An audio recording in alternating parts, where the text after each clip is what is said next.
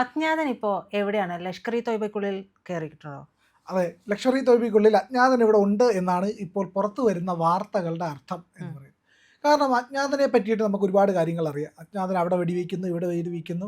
അജ്ഞാതൻ പലയിടത്തും ഈ കുമ്പിടി എന്നൊക്കെ പറയില്ലേ, അതെ. അതുപോലെയാണ്. കുമ്പിടി 4 വരെ കണ്ടവരുണ്ടല്ലോ. അതുപോലെ കാനഡയിലൊരു അജ്ഞാതൻ, പാകിസ്ഥാനിലൊരു അജ്ഞാതൻ, ബംഗ്ലാദേശിലൊരു അജ്ഞാതൻ, അങ്ങനെ എന്ന് വേണ്ട സകല സ്ഥലത്ത് ഇന്ത്യക്കെതിരെ എവിടെ ചിന്തിക്കുന്നു അവിടെ ശൗചാലയം എന്ന് പറയുന്ന പോലെ എവിടെ ഇന്ത്യക്കെതിരെ ചിന്തിക്കുന്നു അവിടെ അജ്ഞാതൻ. ഉം. അജ്ഞാതനെ കൊണ്ട് ഒരു രക്ഷയില്ല. അജ്ഞാതൻ നടന്നു പോകുന്നു, അജ്ഞാതൻ ബൈക്കിൽ പോകുന്നു, അജ്ഞാതൻ വീഡിയോ എടുത്തുകൊണ്ട് വെടിവെക്കുന്നു. ഒരു ഉം. ക്യാമറ ഇങ്ങനെ വെച്ചുകൊണ്ട് വെടിവെച്ചിട്ട് ആ തെളിവ് ഉൾപ്പെടെ പുറത്ത് വിടുന്ന അജ്ഞാതനെ നമ്മൾ കണ്ടു കഴിഞ്ഞു. പക്ഷേ ഇവിടെ ഇപ്പോൾ അജ്ഞാതൻ ലഷ്കർ ഇ തോയ്ബയ്ക്കുള്ളിൽ കയറിയോ എന്നാണ് സംശയം. കാരണം ലഷ്കർ ഇ തോയ്ബയ്ക്കകത്ത് എല്ലാവരും കൂടെ തോക്കം വെച്ചോട്ട് ഫുൾ ടൈം തോക്കം വെച്ചോണ്ടാണല്ലോ ഒരു പത്രസമ്മേളനം നടത്തുകയാണെങ്കിൽ പോലും പുറകിൽ തോക്കം വെച്ച് AK-47 പിടിച്ച് RPG റോക്കറ്റ് പ്രൊപ്പൽഡ് ഗ്രനേഡും ഒക്കെ വെച്ചിട്ട് ഇങ്ങനെ നിൽക്കുന്ന ഭീകരന്മാരെ കാണാൻ കഴിയും. ഇവർ ഫുൾ ടൈം തോക്കാണല്ലോ. യുവമാർ തമ്മിലടിച്ചുള്ള അവസ്ഥ ഉണ്ടാവും. വട്ടത്തിൽ ഇരിക്കുകയാണ് 10-40 എണ്ണം, അങ്ങോട്ടും ഇങ്ങോട്ടും വെടിവെക്കും. അപ്പോൾ ഈ അജ്ഞാതൻ ലഷ്കർ ഇ തോയ്ബയ്ക്ക് ഉള്ളിൽ കയറിയോ എന്നാണ് സംശയം. കാരണം ലഷ്കർ ഇ തോയ്ബയ്ക്കകത്ത് തമ്മിലടി തുടങ്ങിയിട്ടുണ്ട്. ഉം. തമ്മിലടി എന്ന് പറഞ്ഞു കഴിഞ്ഞാൽ അങ്ങോട്ടും ഇങ്ങോട്ടുള്ള കൈകൊണ്ടുള്ള അടിയല്ലല്ലോ, AK-47 വെച്ചിട്ടുള്ള അടിയാണല്ലോ. അങ്ങനെ തമ്മിലടിക്കുന്നതിനിടയ്ക്ക് ആമിർ ഹംസ എന്ന് പറഞ്ഞൊരുത്തൻ വെടിയേറ്റു. ഉം. അവന്മാരുടെ ഒരു ഭീകരനാണ്, കൊടും ഭീകരനാണ്. ഈ ഭീകരൻ്റെ കഥ എടുത്തു കഴിഞ്ഞാൽ അതീവ രസവും കൂടെയാണ്. ഇവനെ ഈ പറയുന്ന ലഷ്കർ ഇ തോയ്ബ എന്ന് പറയുന്ന അതിമാരക ഭീകര പാകിസ്ഥാൻ പ്രോക്സി, അമേരിക്കയുടെ പട്ടിയാണ് പാകിസ്ഥാൻ വളർത്തുന്ന മറ്റൊരു പട്ടിയാണ് ലഷ്കർ ഇ തോയ്ബ. അപ്പോൾ ഇങ്ങനെയുള്ള ഈ പട്ടി കളിക്കകത്ത് ഒരു പട്ടിക്കകത്തുള്ള പട്ടിയാണ് ആമിർ ഹംസ എന്ന് പറയുന്നത്. അപ്പോൾ ആമിർ ഹംസ എന്ന് പറയുന്ന ഭീകരനെ ഇതിനകത്ത് സക്കീറുർ റഹ്മാൻ ലഖ്വി എന്ന് പറയുന്ന ഒരു ഭീകരനാണ് റിക്രൂട്ട് ചെയ്യുന്നത്.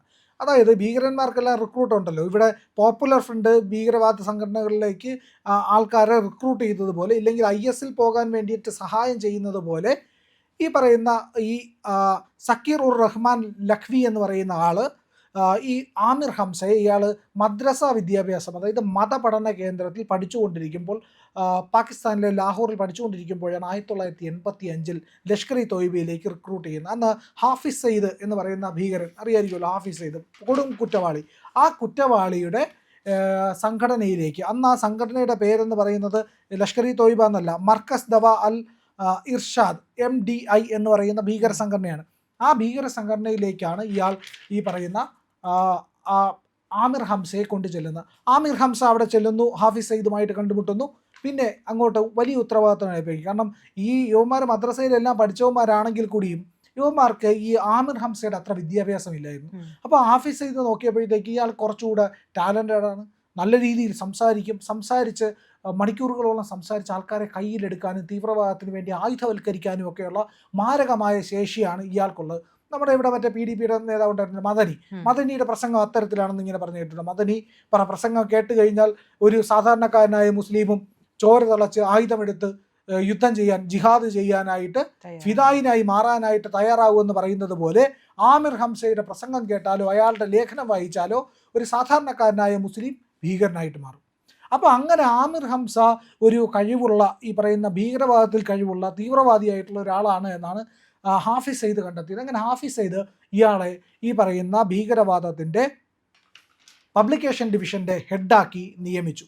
അപ്പോൾ മുജല്ല അദ് ദവാഹ് എന്ന് പറയുന്ന ഒരു ഇവരുടെ പബ്ലിക്കേഷനുണ്ട്, അൽ ജറാർ എന്ന് പറയുന്ന മറ്റൊരു പബ്ലിക്കേഷനുണ്ട്. ഈ 2 പബ്ലിക്കേഷൻ്റെയും ചുമതല നൽകി.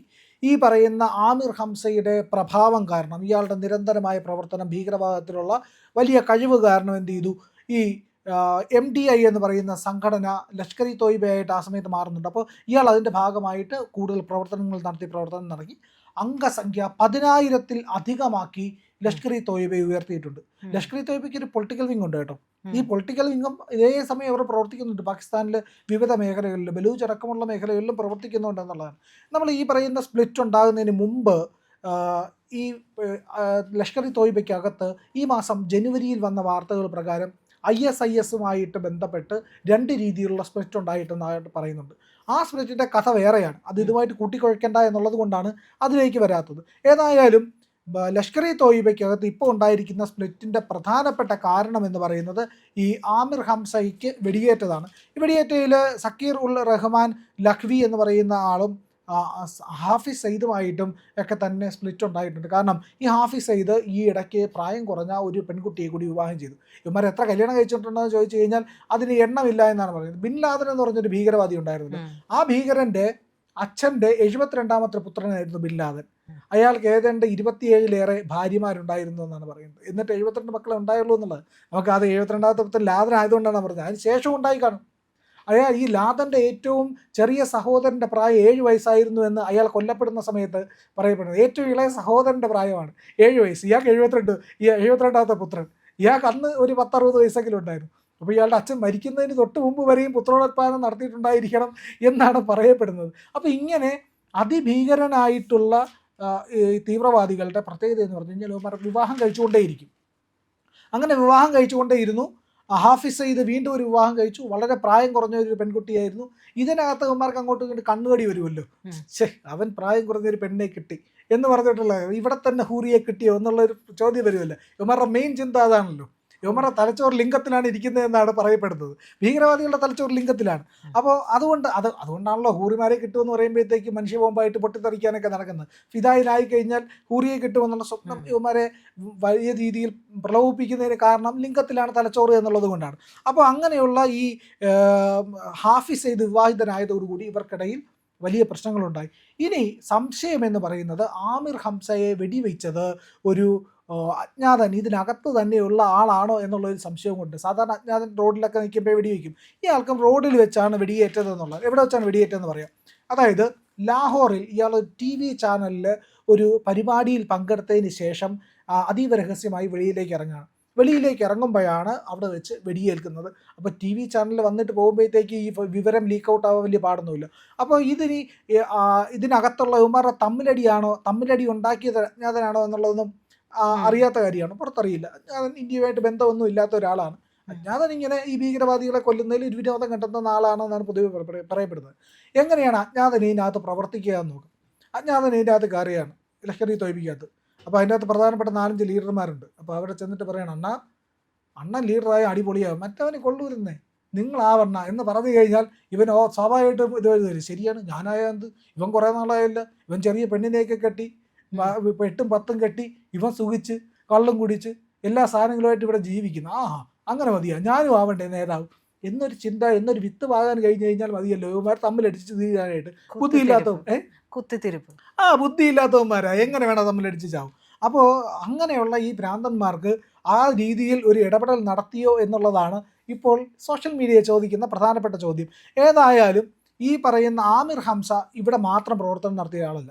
ഇയാൾ ഈ പറയുന്ന 26/11 അടക്കമുള്ള കാര്യങ്ങളിൽ ഇയാൾ ഇടപെട്ടു എന്നാണ് പറയുന്നത്. 26/11 അടക്കമുള്ള ആക്രമണങ്ങൾ ഇയാൾക്ക് പങ്കുണ്ട്. അതുപോലെ തന്നെ നമ്മളുടെ പഹൽഗാം ആക്രമണത്തിൽ ഇയാൾ കൊല്ലപ്പെടേണ്ടതായിരുന്നു എന്നാണ് പറയുന്നത്. അന്ന് അയാൾ അവിടെ വെച്ചും രക്ഷപ്പെട്ടു പോയി എന്നുള്ളതാണ്. ഇപ്പോൾ സെയ്ഫുള്ള കസൂരി എന്ന് പറയുന്ന ഒരു ഭീകരനും കൂടെ ഉണ്ടല്ലോ, നമ്മൾ സ്ഥിരം കേൾക്കുന്നതാണ്. പഹൽഗാമിൻ്റെ സൂത്രധാരനായിരുന്നു. അപ്പോൾ ഇയാളും ലഷ്കർ-ഇ തോയ്ബയുടെ നേതാവാൻ വേണ്ടി നടക്കുന്നുണ്ട് എന്നുള്ളത്. അങ്ങനെ നടന്ന മറ്റൊരാളാണ് ഈ ആമിർ ഹംസയ്ക്ക് വെടിയേറ്റിരിക്കുന്നു. അപ്പോൾ താമസിയാതെ സെയ്ഫുള്ള കസൂരിക്കും വെടിയേൽക്കുമെന്ന് നമുക്ക് പ്രതീക്ഷിക്കാം. ഏതായാലും ഹംസയ്ക്ക് ഇതിനു മുമ്പ് ഒരു വെടിയേൽക്കൽ ഉണ്ടായിട്ടുണ്ട്, ജസ്റ്റ് മിസ്സാണ് അന്ന് മിസ്സാണ്. ഇത് ഇപ്പോൾ ഏതാണ്ട് തീർന്നു കഥ എന്നാണ് പറയപ്പെടുന്നത്.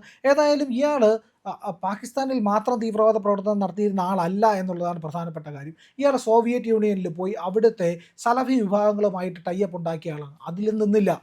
എന്നിട്ട് അയാൾ ഇറാനിൽ പോയിട്ട് അവിടെ ഷിയ ഭൂരിപക്ഷ മേഖലയാണ്. ആ ഷിയ ഭൂരിപക്ഷ മേഖലയിൽ സുന്നികളെ സംഘടിപ്പിച്ച് ഷിയാകൾക്കെതിരെ ആക്രമണം നടത്തുന്നതിന് വേണ്ടിയുള്ള ഭീകര പ്രവർത്തനം ഇറാനിൽ നടത്തിയുന്നുണ്ട്. എന്നിട്ട് അവിടെയും നിന്നില്ല. തിരികെ പാകിസ്ഥാനിലെത്തിയാൽ പാകിസ്ഥാനിൽ നിന്ന് ഉള്ള ആൾക്കാരെ കൊണ്ട് അഫ്ഗാനിസ്ഥാനിലേക്ക് കടന്ന് അഫ്ഗാൻ താലിബാനെതിരെ നിരന്തരമായ ആക്രമണം നടത്താൻ വേണ്ടിയിട്ട് പ്രവർത്തിച്ചു വരികയായിരുന്നു എന്നുള്ളതാണ് ഇതിനകത്ത് നിന്ന് ഏറ്റവും ലേറ്റസ്റ്റായിട്ട് ലഭിക്കുന്ന വിവരം. അങ്ങനെ എല്ലാ തരത്തിലുമുള്ള ആക്രമണ ഭീകര പദ്ധതികളുടെ സൂത്രധാരനായിരുന്നു ഈ പറയുന്ന ആമിർ ഹംസ എന്ന് പറയുന്ന ആൾ. ഇയാൾ പറയുന്ന കുറേ പഞ്ച് ഡയലോഗുകൾ പറഞ്ഞുതരാം. ഇയാൾ പറയുന്നത് എന്താണെന്നറിയാമോ? പാകിസ്ഥാൻ ആർമി ഇസ്ലാമിൻ്റെ ആർമിയാണ്. ഇവിടുത്തെ പാകിസ്ഥാനികൾ എല്ലാവരും തന്നെ പ്രതീകാത്മകമായി പ്രതിരോധത്തിൻ്റെ പ്രതിനിധികളാണ്. അതായത് ഇവിടെയുള്ളവരെല്ലാം യുദ്ധം ചെയ്യാനും ജിഹാദിന് വേണ്ടി ഇറങ്ങേണ്ട ആൾക്കാരുമാണ് എന്നാണ് ഇയാൾ പറയുന്നത്. എന്നിട്ട് ഇയാളെ ഈ അഫ്ഗാനിസ്ഥാനിലേക്ക് നിയോഗിച്ചിരിക്കുന്നത് അസീം മുനീറാണ്. കാരണം അഫ്ഗാൻ താലിബാനെ തകർക്കുക എന്നുള്ള ഒരു ലക്ഷ്യം വെച്ചിട്ട്. ഏതായാലും ഇപ്പോൾ അജ്ഞാതൻ്റെ വെടിയേറ്റിരിക്കുന്നു. അജ്ഞാതൻ ലഷ്കർ ഇ തോയ്ബയ്ക്കകത്ത് തന്നെ ഉണ്ട് എന്നാണ് പറയപ്പെടുന്നത്. അതോ ഇനി അജ്ഞാതൻ ഹാഫിസ് സയ്യിദിൻ്റെ കൂടെ കൂടിയിട്ട് അവൻ നിങ്ങളെ തട്ടിയിട്ട് ഇവിടെ കയറിയിരിക്കേണ്ട പ്ലാനാണ്, ഞാൻ അവനെ തീർത്തേക്കാമെന്ന് പറഞ്ഞ് പോയതാണോ എന്നറിയില്ല. അങ്ങനെ ഇവന്മാരെല്ലാം തമ്മിലടിച്ച് തീരുന്ന പരിപാടിയിലേക്ക് എത്തിയിട്ടുണ്ട്. ലഷ്കർ ഇ തോയ്ബയുടെ അന്ത്യം ഉടനെ ഉണ്ടാകുമെന്ന് പ്രതീക്ഷിക്കാം. അന്ത്യം ഉണ്ടായില്ലെങ്കിലും ഇത് ഉണ്ടാവാൻ സാധ്യതയില്ല. കാരണം അന്ത്യം ഉണ്ടാകുമോ എന്ന് ചോദിച്ചപ്പോഴത്തേക്കും പ്രഗത്ഭരായ പലരും പറഞ്ഞിട്ടുള്ളതെന്ന് പറഞ്ഞു കഴിഞ്ഞാൽ അന്ത്യം ഉണ്ടാവില്ല. ഇസ്ലാമിൻ്റെ നിലനിൽപ്പുള്ളിടത്തോളം കാലം ഈ സംഘടന ഭീകര സംഘടനകളുണ്ടാവും. അത് പൂർണ്ണമായി ഇല്ലാതാവാതെ എല്ലാവരും അവസാന ഈ ജിഹാദിയും തീരാതെ ഈ പറയുന്ന ഭീകരവാദം അവസാനിക്കില്ല എന്നാണ് പറയുന്നത്. ഏതായാലും അത് നോക്കാം.